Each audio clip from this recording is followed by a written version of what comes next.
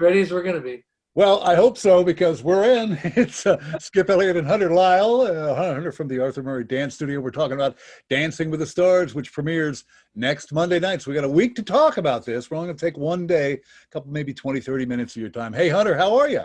Doing great. Great to be on with you again. Can you believe, a year ago we would have just been audio doing this, and now we actually get to see you on the beach and have a great time there with the water behind you Let me and kind of dancing look in back front here. of us. Yeah. I You lost look most of very my relaxed. arm on that one, but, I guess a shark bit it. You look very relaxed in that environment. I think that should be an ongoing thing. Now let's talk about the cast. They revealed those last week. There are 14 people, I believe, including Carol Baskin from The Tiger King. That's probably the most, that's one that's been talked about all day. And, nobody knows what happened to, well, anyway, who knows what's going to happen. She's going to be a very interesting, fierce competitor. How's that? I think she'll eat up the competition, to be honest with you. Oh, yeah, you can. That's a good one for you. All right. Now, some of the other people. Tiger by the tails, what that is. There you go. You like football players. You think they do real good. Vernon Davis, who played for the Denver Broncos, is in this year. He's a pretty good guy. He is a pretty good guy. It's really interesting with him because he won the 2015 Super Bowl during his stint. That was with the Broncos, went on to play for the Washington Redskins, and then retired at the end of 2019. So he's not been that long retired, which means his skills could still be there and do pretty well for this. Yeah, that's the Washington football team now. Okay. Can't call them the Redskins anymore. He did say that he may have a Super Bowl ring, but he really wanted that mirror ball. TV and film actor Jesse Metcalfe, Grammy-winning rapper Nelly is on it. This one I like. TV host Nev Schulman of Catfish. What do you think about that one? I don't even know I know what a catfish is, but I don't know about the show. Well, it's an MTV reality TV show, which, of course, I'm of a different generation. I remember MTV when it was only music, and, you'd sit there and watch Prince and Billy Idol and other fun things. But now reality is everything. So he's 35 years old. That's his show. It's going to be interesting. It's a spinoff, but he's trying to meet a woman that he'd fall for over the internet. So he's super excited for the show. It's going to be really interesting to see what happens. Yeah. Well, we already know about Caitlin Bristow and AJ McLean being on the show. Right. And even Anne Heche was let loose, but they really didn't talk about her until Wednesday. No, I think she's pretty talented. So that's going to be kind of fun to watch. And I don't know, there's a few unknowns, of course. You've also got a good figure skater in this. You've got Johnny Weir. And there's, he's definitely a ringer in the sense that he's a force to be reckoned with, just because he's a two-time Olympian, 36 years old, in good shape, really wants to. And we've seen 3 other fellow figure skaters, win the show. I am ready to see what he comes up in costumes. This guy, he's an incredible dresser. Yeah, he is. He likes style. He likes things. If you remember, Merrill Davis took the win in 2014, and then we had Christy Yamaguchi won in 2008, and then Adam Rippon in 2018. Luckily, this is not live totally, but kind of live, because it's semi-live, so I can mess that up. But he did send a challenge out to everybody this week, tweeting, feeling sore but doing really well. He had 7.5 hours of training with his partner, and we'll see what's going to happen, But I'll tell you, I think the guy is really gunning for the title, and we've seen figure skaters and football people do very well. All right, first glance, who do you think could win? Boy, that's always a tough one. At this stage of the game, it's like a free-for-all in the beginning. It's like a melee that we always see, but it's so much fun. You've got the figure skaters, you've got the football people, and you've got the actors and people that are used to being on TV, which means they can adapt to challenges that occur. And I think we're going to see a lot of those challenges. Then also you've got, of course, the Backstreet Boys. You got AJ McLean, and you got music. So we've seen that before, with different boy bands, with Joey Fatone and the things that have gone on with all that. So it's hard to pick. Who do you think might get it this time?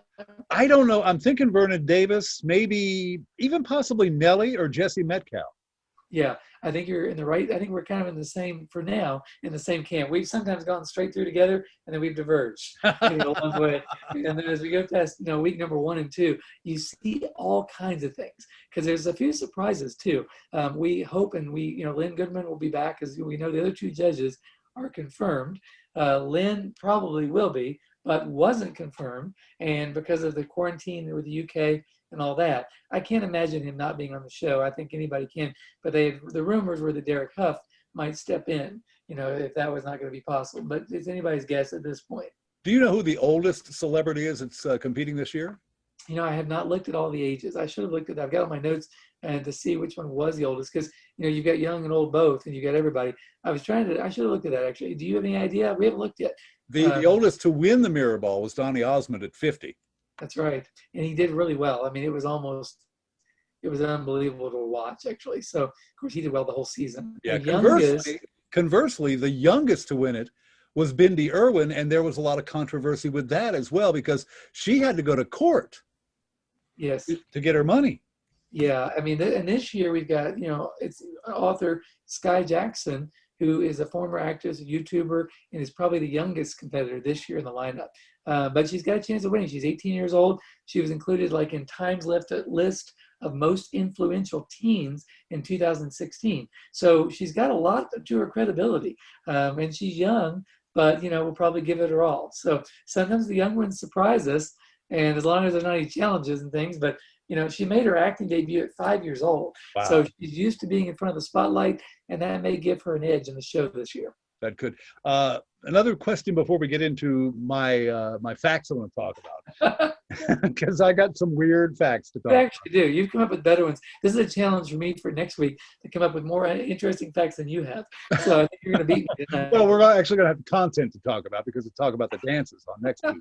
True. We are talking about Dancing with the Stars. Season 29 starts Monday on ABC 36 and all the ABC stations.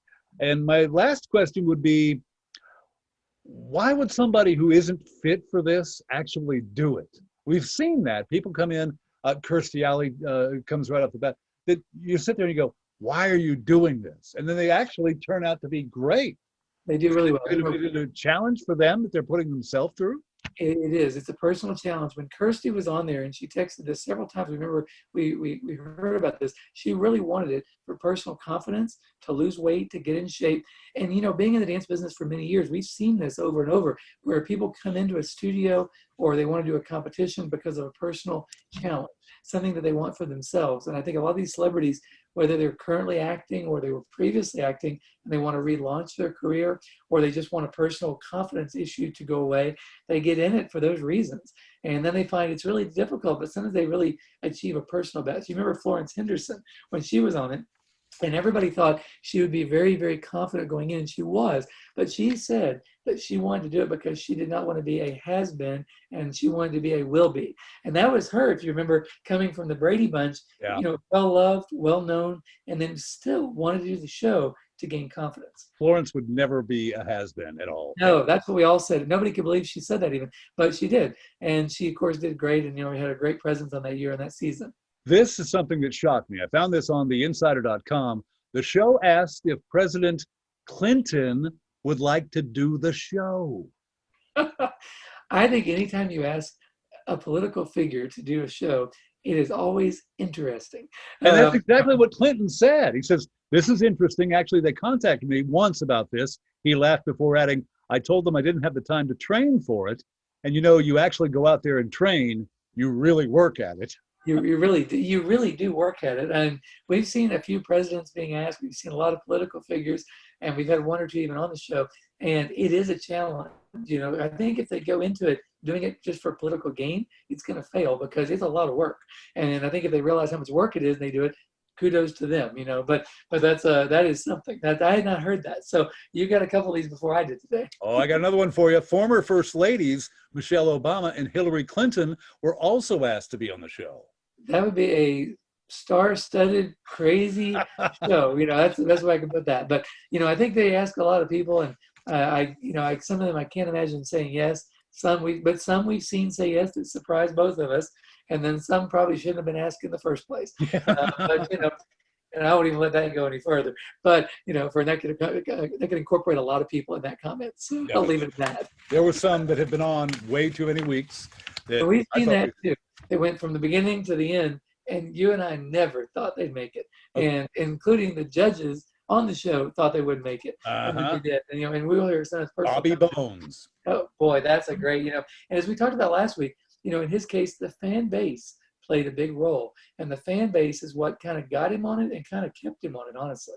So that made a big role, made a big thing for him. Okay, here's some facts about the show from mentalfloss.com. It's based on a British reality series called Strictly Come Dancing. Nobody thought this was going to be a hit in the United States. No one. No. In season one, if you remember, we had talked to Lynn Goodman, and of course, the Strictly Come Dancing was BBC, and we knew a lot about it. And we all heard this coming, that this show called Dancing with the Stars was coming to America. And we all thought, okay, that's great, because in the ballroom world, you're waiting for something exciting, movies or TV or media, and we've seen the ups and downs of the industry, of course. And then all of a sudden, here comes a show.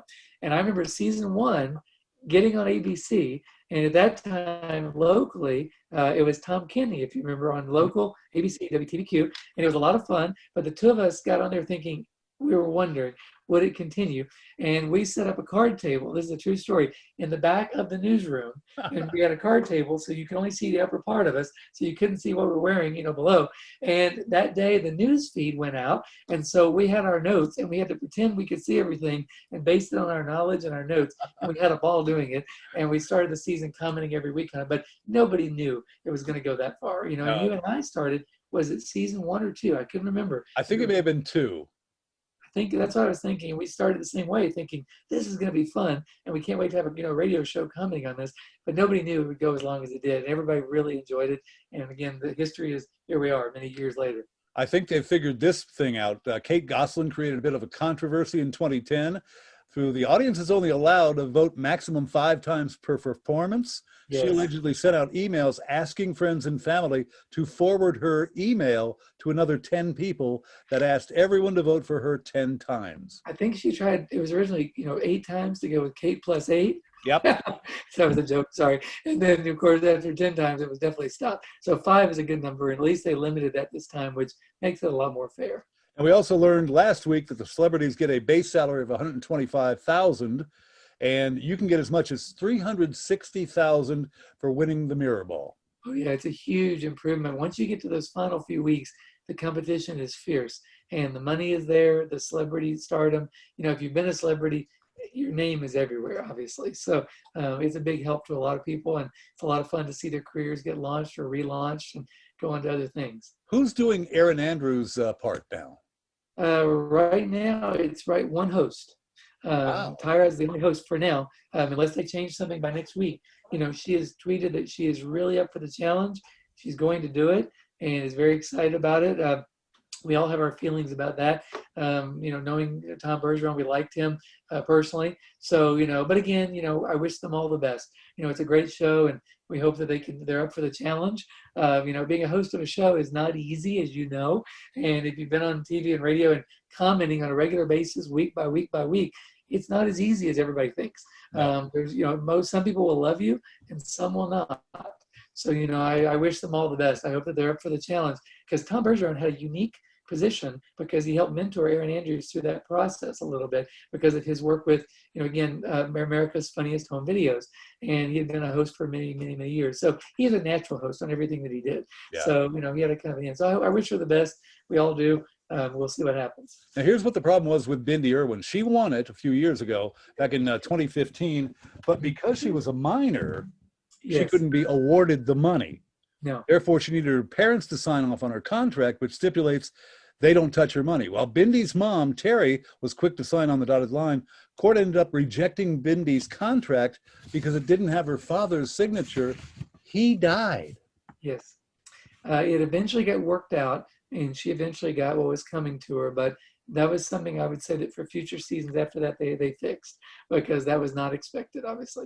Yeah, either that or make it 18 or over.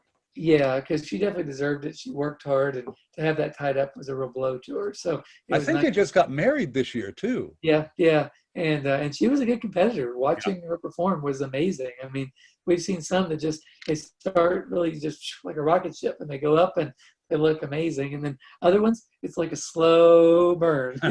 That's me right there. Might go down. Final fact I've got: Fame 10 says the costumes are actually sewn onto the dancers. They want to make sure, so when you're in the audience and you're watching it live, the worst thing you want is something to fall off, and so, or fall down, or anything like that. And I think we have seen a few fall down. We have, and in the competition world, it can happen because you're moving, at a high pace and you're using physical exertion. So they really make sure, and we've known some of the designers that designed the costumes for the show, and again, Maria McGill in Florida, there's some really great people, Lanique, Nick Kosovich, who was one of our guests one year, and he was, again, great company, and we've seen some other ones, and so they help design those costumes, and we know those people because they're in the ballroom world, and they make sure now that they are on them. They're bound in there, and nothing is going to move. So and that's a good thing for the viewers and the contestants. So it's it allows them to relax a little more into their dancing because they're not constantly trying to hold something together if it falls apart. And that looks awkward even more when it happens live. That's another big thing.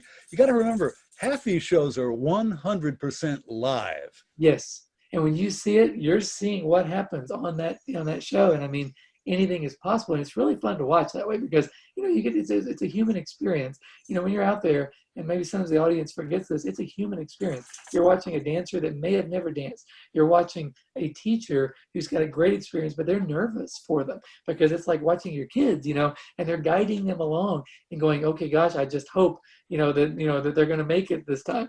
And so you get emotionally involved and committed, and you really hope the best when it's out there. So anything you can do to alleviate those fears is always a good thing. Have any of the dancers, not the stars, but the teachers, so to speak, have any of them been starstruck so much that they lost a little on teaching them? In the beginning, the first 5 seasons, there was a lot more of that. Because at that time, there's a lot more of that because the teachers, honestly, back then, were not as well known. Mm-hmm. And so, eventually there was a shift that occurred, and they deserved it. All of them do, because they worked very hard, obviously, where the teachers became celebrities, because they became well known because they were seen multiple seasons, multiple times. And they deserve it because they work very, very hard. But in the beginning, the first season or two, there's a lot more of that. I mean, because you're out there and you're like, who am I with? And they're famous and I'm not. And then by season 2, 3, 4, it just kept changing. And eventually, that changed also. So, and I think that's a great, because of the fans, when you have an audience that watches you time and time again, you deserve it because you've worked hard and you're reappearing every season, and you've got to challenge yourself as a professional because you've got to hold up your end of it. And that's a tough thing to do sometimes. So Definitely. They definitely deserve their credibility, and they deserve being a celebrity after all these seasons. Last fact is dancers aren't allowed to bring in an outside makeup artist. You must use Dancing with the Stars makeup people. Correct. Why would that be?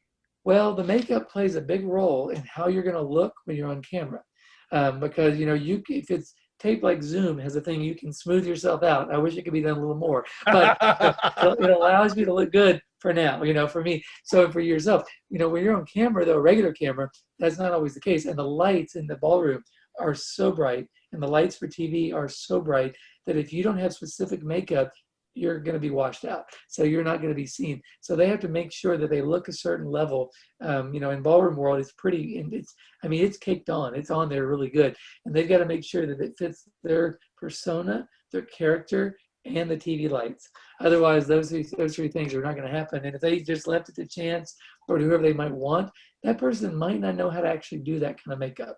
And it might put them at a disadvantage. So if they have one person, it levels the playing field. Yeah. Plus, you got to take in for sweating and everything else that happens, because when you're dancing, you're sweating. You're moving. And if you're in that camera and there's lights and they're hot and you're out there and you're moving, you want to look as good in the beginning as the end, or at least try to. Speaking of looking good, how can someone who wants to dance look good, Hunter? Funny you should ask that. We might have the answer. It's so much fun doing this with you for so many years. If you're wanting to learn to dance, we've been in Lexington for 20 years. Arthur Murray is the leader for teaching everyone to dance. So if you want to do it, go to either dancingiseasy.com, that's easy too, or call 859-278-7711, and you're going to get 2 free private lessons to learn to dance. And it gives you a chance to try. When I was in the studio today and I left, there were some new people there, and it was so exciting to see them getting into this. And there was a wedding that got moved, because of all the things that happened this year. And they said, no, we're looking forward to dancing for our wedding, or dancing. We're going to go on a trip. Where they're actually, believe it or not, planning a trip for next year. And they were like, we want to learn to dance. So if you want to do it, call now, 278-7711, or go to Dancing is Easy. You'll get some free lessons and give it a try. Why not? This is the year for reinventing yourself. This is the year for restarting your life. Might as well learn to dance and have a great time. Okay, it's Dancing with the Stars season 29. A new host, new Yes. people. I think it's either she's either going to be the first one or the last one eliminated. Carol Baskin. Yeah, I think she is. It's going to be a controversy no matter how you look at it. And like you said, it may be the first one to go and it might be the last one to go. I don't think she'll be the first one to go. My prediction is she'll be off from week 5 to 8, but I could be wrong. So, we'll just call that a first, out of the gate prediction. You're using her celebrity to get her by, right? I am. We've done this too long, Hunter. I know you too well. Yes, you do. And I decided to play that card tonight. So, I'll try to have some more fun facts for next week too, because you beat me on those this week. But that's who I think will be, we talk about the most. We're going to try and do the show every week on Tuesdays. Try and release it on Facebook and see what we can do with you. So yeah, you guys, if you're watching this with us, subscribe, like, forward it, share it, go crazy. We have a good time doing this, and we do it for you, for the audience, because we have a ball together. We've known each other for many years. So if you're watching it, share it, like it, post it. 96.9. This guy's a great person I'm talking with here. He's a legend, literally. So, well, you really are. You got the voice that everybody wishes they had. So, like I said, it's a lot of fun, and I look forward to doing it with you every week. Have a great. It's been too much fun. All right, we'll see you in a week when we do this again, and we'll have actual content to do. We will. Although I like what you said tonight. Your facts were better than mine. So my jokes are better, but hey, go with that. Thanks. Have a good week, and we'll talk to you Tuesday. You too.